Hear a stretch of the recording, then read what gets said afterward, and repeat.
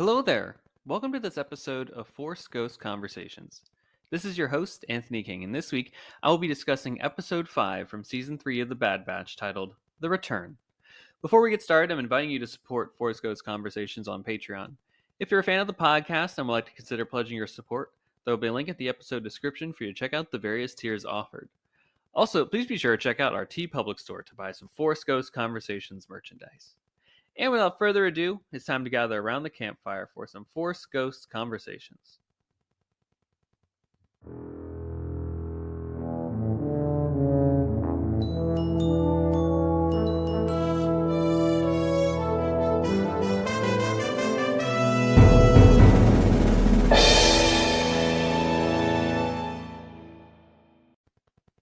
Okay, everybody, welcome back to Force Ghost Conversations. And boy, do we have another slam dunk episode of The Bad Batch this week. Unfortunately, Mrs. Force Ghost Conversations will not be able to join us this week as she has fallen slightly under the weather over the last couple of days, so she's taken some much needed R&R break in order to rest and recoup so that she can be back for next week and hopefully the remainder of our Bad Batch coverage here for season 3, the final season on Force Ghost Conversations. Before we get into the conversation, analysis, if you will, of The Return, the 5th episode from season 3 of The Bad Batch, we have some news to get to in the Star Wars Lucasfilm Galaxy, affectionately known in this segment as Cloud City Gossip. And to start, just announced today, at the time of this recording on March 7th, there is a new audiobook coming from Kevin Scott titled The High Republic Tempest Breaker. So this is pretty fresh news in terms of the High Republic world. It will be coming December 3rd, so you got a long ways away for this coming out. So you can catch up on all the High Republic books and comics and stories by that point, I imagine. So you got a ton of stuff coming down the pipeline. The tale finds the Jedi joining forces with Marauder Lorna D of the Nile, and the audiobook will feature a full cast and style of classic audio dramas similar to The Battle of Jeddah, Dr. Aphra, and Tempest Runner, which also had Lorna D, which is a really great story. One of my favorites, actually, in the Star Wars canon, and particularly in the High Republic. It's really well done. And of course, they will do physical and ebook editions of the script following in spring 2025. So look for that next holiday season coming very soon. It'll be right around the corner, I imagine. But you can get a cover and some conversation with Kevin about this upcoming project on StarWars.com. Another big news release this week is that the hit series Obi-Wan Kenobi and Andor are going to be released on physical media, and rejoice across the land as we live in this era now of we don't know actually if streaming shows will be available ever on physical media. And I understand the business model of it all, where if something is available on streaming, like that's the incentive to be remained subscribed to that subscription service. But with that, like we've seen with Willow, they can take stuff down at any time and then re-put it back up or put it back down or give it to another streaming service. All that is in play, certainly. And as a consumer, it can be really difficult to know if there's any safety or certainty around those projects that we certainly love and adore. And especially if you are a fan of just looking at the full Star Wars saga and the collection and just saying I own it, like I am, this is a really pivotal moment for those types of collectors like myself. So these two series will come to 4K and Blu-ray on, looks like April 30th is the release date. And this is an awesome release. I've seen the cover art. You can find it on StarWars.com as well. It includes just wonderful artwork. It will also feature concept art for the series. And there's also going to be a ton of behind-the-scenes featurettes and commentaries for these shows, which is going to be so awesome. I really can't wait for it. And I eat up these behind-the-scenes details. You have no idea how much I absolutely love doing that. So just so excited to dive into these stories, to have the full Kenobi, especially Kenobi. I love that series so much. I can't wait to revisit it again. And particularly, I will sing the high praises of physical media all the time. Right, it's a better picture quality, sound quality, everything is just better. We don't need to get into that right now, but just if you're a fan of that stuff and you actually want to own these series, particularly Andor, maybe you want to catch up on the first season, and this is a reason to do so before season 2 eventually comes out, probably in 2025. Be on the lookout for all this great stuff. So April 30th, be sure to check that out. I also wanted to flag in our next topic here that a remaster of the wonderful Star Wars video game Dark Forces has just been released and is available on PC and I believe most consoles. So I know I can go get it on the Xbox right now that I have. And this is a great fun game. I can't wait to actually play it myself. I definitely need to go get that because I actually forgot when the release date was. And it kind of just snuck up on me, especially with the release of, or I should say the announcement of the classic Battlefront coming out that I'm certainly picking up next week. Dark Forces kind of just can't. I missed it, and now I am so thrilled to be able to revisit this story and to play the game in this remastered way. So I hope you're able to enjoy this as well. So be sure to pick up Dark Forces Remaster where you can. And lastly, I did want to highlight a happy book release day to the High Republic novel Defy the Storm by Tessa Gratton and Justina Ireland. Now, I believe this is a young adult story set in Phase 3 of the High Republic, and I cannot absolutely wait to get my hands on this because Phase 3 for the High Republic, folks, has just been so epic. It has really built on all the storytelling that has come before it, and I think that Tessa Gratton and Justina Ireland have done wonderful work in the High Republic realm and series of storytelling so far.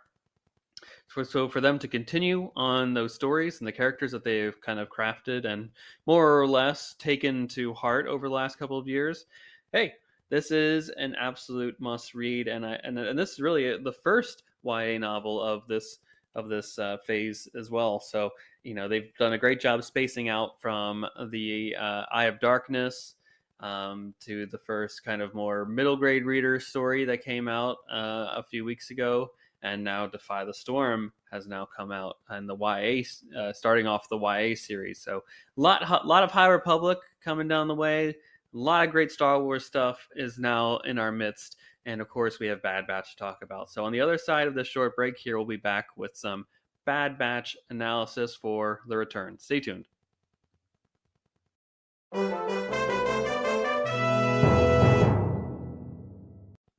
Welcome back to Force Coast Conversations, everyone.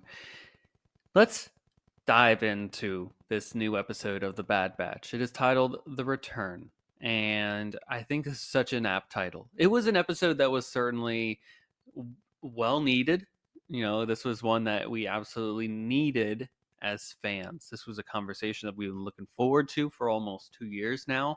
I think particularly for myself from the last episode of season 1 where Crosshair said, "No, I'm not joining you," and turned away from the Bad Batch when they offered their handout in extension to them to say, "You're welcome to come back." And then he rejected that, saying, "No, my place is elsewhere." And then, of course, that sets off the events that we later get to in season 2 that almost trickles down to the actually where we're at now in terms of this episode that we're talking about today. So it's really a nice trickle down effect from that previous thing that now with some added time and space in between and some life lived in between there, that we get this important conversation. Now, unfortunately, we don't have Mrs. Forsco's conversations to share her insights and opinions on this episode. She did want me to pass along that she thought this was a really important and impactful episode, and she really enjoyed it. And she hopes that you all did as well. She also added just some few notes that I think it's best for her to repeat. So we'll just give her a little bit of time next week's episode. Hopefully she recovers in time by then to have that conversation with us so that she can appropriately deliver her thoughts in that space and time. So be on the lookout for that next week. And we do miss her, unfortunately, in this week's episode as well. But we will track down as much of the information that we can that she would have said in this time appropriately. Yeah, so this episode is called The Return. And I think the first thing for me was how the episode started, right? It showcases Omega kind of sleeping on the ship with Lula and just living in this era of safety, comfort that she did not have for seemingly quite a while, months, as Crosshair pointed out. Who knows really how long actually the exact timeline that she was captured and now is in this position of comfort that she now is in with amongst her family. I'm going to declare her family at this point in time, right? Her squad. This is her family. Wrecker, Hunter, and now even Crosshair, a part of the mix too. I thought that it would literally be seconds after the last week's episode ended. I think we speculated on that in our episode last week as well. I thought it would literally just be a continuation. It says the return, it does that kind of drum beat that it does, and then just boom, right there, they have that conversation. But we don't actually see it, and that kind of subverted my expectation a bit. So I think at first I was a little like, "Whoa, that's a kind of a bit of a shock." I wasn't expecting that at all. My brain, my speculation, went elsewhere. So I immediately had to kind of toss that out of my window, my mind palace, and then say, "Okay, well, this is the story being presented to me. What are the themes and lessons that we can take away from that in order for this to be a really engaging and meaningful experience that the characters and the creators, the storytellers, wanted me to experience it?" And then it just, for a while there, it just seems like, okay, they're avoiding this conversation. So I wonder how it really went. Did they just say like, okay, Crosshair's here, we need to get out of here immediately because they're tracking this ship, they could find it, we need to get rid of this vessel, anywhere we land is going to be Hemlock searching for us, so we got to get to Pabu to regroup and to be safe again. So that's where they go. And clearly there's just this unspoken animosity between Hunter and Crosshair, right? There are definitely the two alphas of the group, as the I think Echo kind of alludes to later, right? Where them having this budding of words, this conflict between each other. It's kind of like bloodshed in a way, right? It's like, at least it hasn't amounted to that yet, because these two are just big opposing forces that when they come together could create this massive explosion of such. And there needs to be a lead. Not everyone can be an alpha. You need to have a leader and followers, and those are important to the dynamic of how a team works. And in this case, especially Crosshair, he was kind of his own wolf on his own for quite some time. So for him to regroup and to become a part of that situation again is so wild. I bet that's such a hard change for him, and especially since he's going through a lot of changes to begin with, right? You see him in this episode kind of realizing that something's off. His hand is shaking. I don't know if it's because of him losing this grip on himself. I mean, I think that's a consistent theme that is recurring through the Bad Batch, right? It is this: I was bred for one purpose and now I am evolving beyond that. What am I to become? What does my free will entitle me to be, etc.? All that is kind of on the table to a large degree.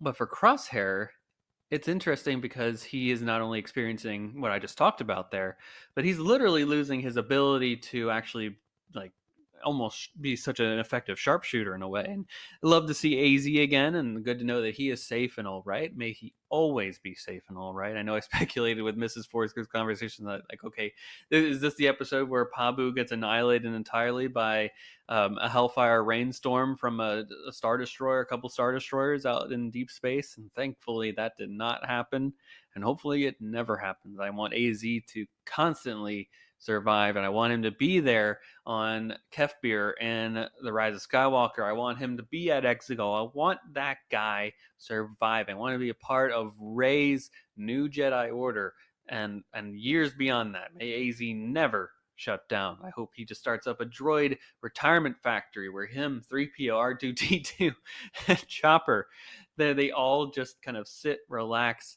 and have oil baths and be safe. I hope that is exactly what is the plan. But yeah, you see him just kind of struggle with this, and he comes to the realization, is like, what's the deal? Why is my hand shaking here? Like he's like Tom Hanks in Saving Private Ryan. Like, is this a part of the just him mentally, this block that's going on in his head, right?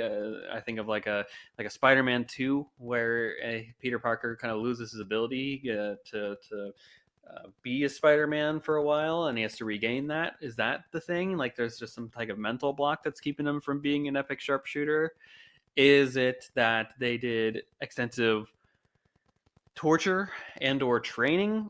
Not training per se, but like, maybe they were taking blood samples from him all the time, and that forced him to lose kind of the natural ability that was given to him.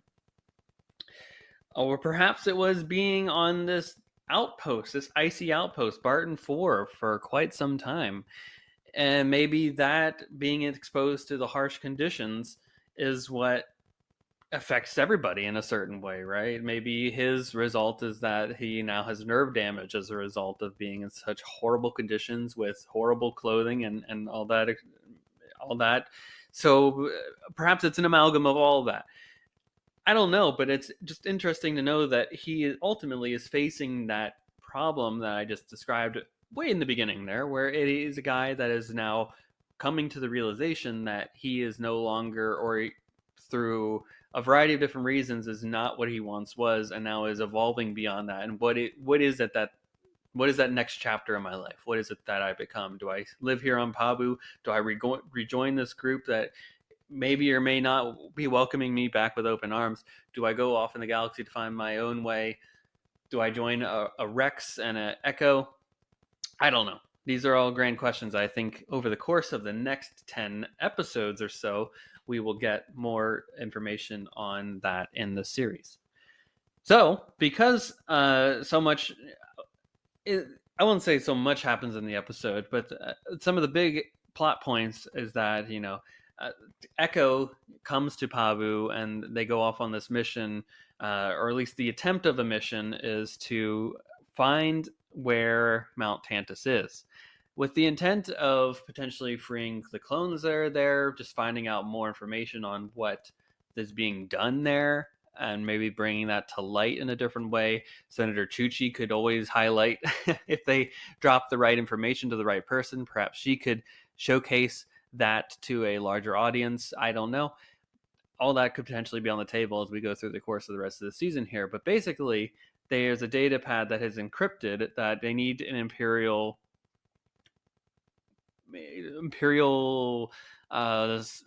computer, just encryption tools, in order to bypass the security on the device so they can find more information about it. Now, of course, there aren't too many open places where they can go across the galaxy that have the equipment that is needed in order for them to complete this task. But fortunately, as I alluded to a little bit earlier in this podcast, Barton 4, the place where Crosshair had his climactic episode in season 2 of the Bad Batch, where he killed that Imperial officer for basically treating him and his colleagues like absolute dirt and trash, and just tossing them aside as useless pieces of trash.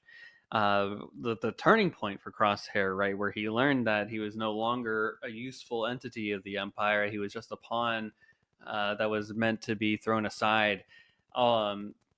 That transition really begins for Crosshair in that moment in time, and of course, then Omega is helping him along the way. I would say the rest of the way to where we're at now here. Yeah. So they go back to this icy planet. They find that it's desolate. It's depleted. There's hardly anything left there. There wasn't really anything there to begin with. And now that, especially after the events of probably what happened with Crosshair, they were like, we're just going to ban this outpost entirely. There's no absolute need or resource for it at this time. So they got out of Dodge, and now because of that, they're able to come and utilize encryption data tools left behind in order to access the information on this data pad that Omega stole from Tantus. Now, I will say, just in general, just before I get to some of the nitty-gritty meat of the episode, I will say just some of the conversations that needed to happen, right? The Hunter and Crosshair stuff that are pivotal. I did enjoy that all the pieces to the puzzle haven't been solved yet. That there is still, they don't have the entire location of where Tantus is. They have just, some of the medical information. Just there's still a lot more to be known, in my opinion, about what Tantus is and what the information is that is going on, in order for them to move forward in determining how they make their next steps and where they go from here as a group and as clones, and all that information that needs to be taken into account in order to take those next steps. So they find out a little bit about the medical work that's being done on Tantus, but the cloud of that whole operation is still very much in play, in my opinion. There's also a huge Ice Wyrm attack, kind of timely as this episode comes out on the heels of Dune 2 being released in the cinema. And of course, if you have seen either Dune Part 1 or the 84 version, or perhaps you've watched the movie, read the books, you know that huge sandworms are a part of that lore. So it's just kind of funny that the timing of that all, where that's the big kind of animal MacGuffin of this episode, the monster that tries to attack and destroy the group, probably a main reason as to why the Empire is no longer on this planet, and probably a reason why they had minimal security to keep these creatures out.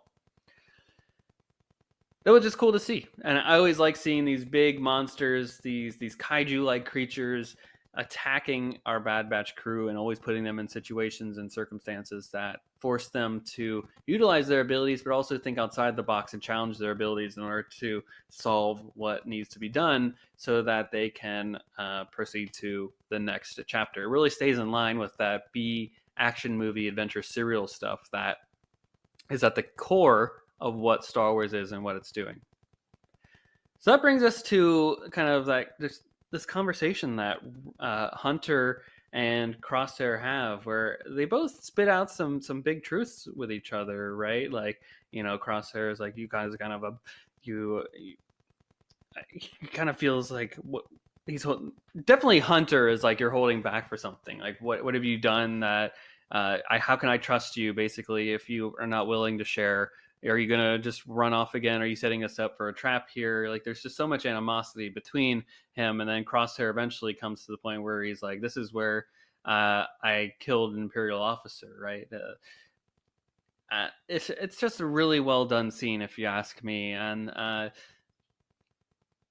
I think that they both make some strong points there. I don't think that they miss out on the fact that Omega, or at least they undermine kind of the fact that Omega was very much the leader getting them off of Tantus, and Crosshair certainly helped at various points, but he wasn't creating the plan. And how central she is to the crew and the Bad Batch and all that stuff. I just think that there's a lot more to discuss on the table there. I'm not sure how much Crosshair really feels welcome in this group yet because of this conversation. I'm not sure if Hunter is fully forgiven him for that, but them having this big fisticuffs of conversation, this emotional explosion, I think, of these two big heads coming together and being like, where were you? You left us. You abandoned me. You betrayed us. Why'd you betray the Empire now? How did you do it? Now you want to come back to us after all? Like, this is the conversation I thought that they'd have basically as soon as Crosshair showed himself in last week's episode. And now that they're like having this big fisticuff of words, this is of course, this is an interesting battleground in a way for them to do that, almost on the same steps where Crosshair made his choice to not be a part of the Empire, and now he has to kind of make a choice to, am I going to be with my former family again or not? Am I going to reopen some of those wounds? Am I willing to have those conversations? Am I willing to fight for this family again that I was with for quite some time before some of these crazy events happened, and then the Order 66 and the chip being in his head and then not in his head, and like these choices that we've made along the way to get us to this point. Yeah, it's a lot in this episode, and I definitely I can't wait to sit with it for a bit and rewatch it, and just to soak in these important beats and words and conversations and all that. And of course, and then they have to fight again. They have to come together and like fight off this incredible ice worm type thing with multiple mouths and like an impenetrable armor skin. And it's funny how it just like at the end they hide behind that the barrier tool that basically helps to keep them separated from that device, from not that device but that creature. And the thing that like that's the thing that stops it is probably some like echolocation type device. Just absolutely bonkers to me that that's the thing that stops it. And it's so, and I like when Batcher was just like barking at it like, oh, now you're tough, Batcher, you can handle it. You want to take down this thing. It's just like my dog, right, where she will just she's like maybe 15 pounds at most, and she'll bark at everything that walks by, but as soon as you walk into the house she'll flip over and like start like rolling over on her belly and all that stuff and wanting you to pet her and all that. She just completely just gives up in terms of fighting and just is like, love me now. So it's kind of very similar to I think what Batcher was doing there, to be representative, kind of the dog of this family in a way. And we got a return of that like black ice vulture, from the Star Wars databank, as it's called, that kind of is just lingering over Crosshair. And I like that it departs kind of at the end, showcasing that Crosshair has purpose again. He is not just languishing out there waiting for death. I think that's very symbolic, as it was in that episode where he made that fateful choice in season 2. And then it's also a little bit in this episode until him and not Wrecker, but him and Hunter have that important conversation where they're basically just chatting through the big emotions of him coming back to the fray and being a part of it all again. I did like that they kept his armor too, which showcases that they definitely had an open heart for him to return at some point in time. Whether that, it was always going to be a rocky road no matter what. Like obviously, I think it would be not true to the characters, if you ask me, if especially Hunter, if he had just opened up with full arms. Like Hunter has always been more the protective one in terms of like the emotional status of the group, whereas I think Wrecker's kind of it's like a soft Uncle Teddy Bear in a way. Hunter is definitely more like that dad that's like, yeah, I'm gonna be cautious. I'm gonna keep an eye on you. Little tread lightly and all that stuff. So uh, definitely, I'm glad that they had such an important and impactful conversation, and I can't wait to see where next week's episode goes as they continue this kind of investigative search for more information on Tantus and where the story is going to lead from there. But with that, folks, that is all that I had for this week, and I thank you for allowing me to kind of just have this whole breakdown discussion of season 3, episode 5, the return of the Bad Batch. Not the return of the Bad Batch, but the return, the episode title from the Bad Batch. And thanks again. Yeah, I can't wait to get Mrs. Forsco's conversations back on the show so she can share her insights and opinions, as those are totally really valued on this site. And I know this is one of her favorite episodes of the season so far because of the implications emotionally of what it can do for the group and all that. So look forward to hearing some of her thoughts on opinions on this, hopefully next week then. And I'd love to continue the conversation with you all via our social media sites. Of course, you can find us on Twitter, Instagram, YouTube, Hive, and TikTok. Just search for Force Ghost Conversations and you'll find us in some way, shape, or form. We also have a TeePublic store where we have a variety of different logos for Force Ghost Conversations. Our Star Wars, Indiana Jones, our Willow-inspired logo. We have merchandise with all of that on it. So we've got t-shirts, hoodies, sweatshirts, baby clothing, stickers, iPhone cases, pillows, you name it. There's a ton of stuff on that platform with Force Ghost Conversations plastered all over it. So if you want to support the show first and foremost, and you want to showcase that you're a fan of the show and spread the news about what we're doing here and the fun conversations that we're hopefully having about Star Wars and the themes surrounding it and all that stuff, be sure to check that out. Just go to TeePublic, search for Force Ghost Conversations. We have links just about everywhere that you can think. And also, we have a Patreon site where for as little as $1 a month, you can get access to a ton of Force Ghost Conversations goodies. And for $3 a month, you can get a bonus episode of this podcast. So that is such a great deal. And I hope that you all are willing to take advantage of that so that you can get more Force Ghost Conversations in your life. And it goes to support the show directly, which means that I can do more cool stuff and continue to build the proverbial seats that are around this Force Ghost Conversations campfire. So with that, folks, that is all that I had for this week's episode. May the Force be with you. Take care.